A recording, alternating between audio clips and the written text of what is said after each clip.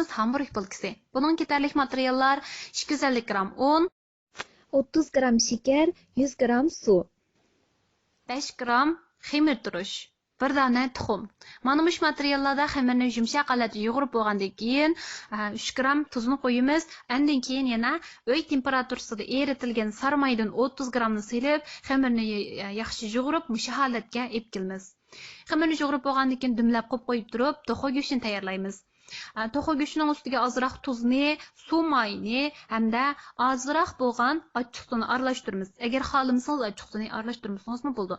Undan keyin qarmushni lozu vaqtisini silib, tashshi aralashtirib, buni qo'yib turib, xemirimizni ko'ptiramiz. Xemirimizni 6 parchaga bo'lib, shumaloq holatda qilib, duxovkaga silib, biz buni ko'ptirib olamiz. Agar fashan bo'lsa, uni ko'ptirsak bo'ldi. Undan keyin biz buni ustiga tuxumni surkaymiz. Tuxumni surkab bo'lgandan keyin shu gunjitlarni silib 20 minut 180 gradusda pishiramiz. Bu usti qizirib pishqicha saqlab turib elib olamiz. Undan keyin biz to'xo go'shtini tayyorlaymiz. Buningga kraxmal uni, bo'lka uvaqtisi hamda tuxumni aralashtirib turib, shuningga solamiz. Qaranglar. Mush holatda qilib bo'lgandan keyin biz buni mayda qizartib pishirib olamiz.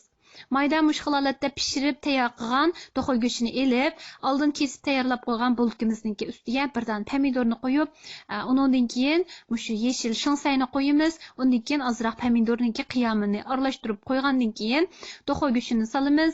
To'xo go'shtini qo'ygandan keyin yana pishloq pachisi. Mana mush shaklda pishloq pachisini qo'yib, ustiga bulkini qo'yamiz.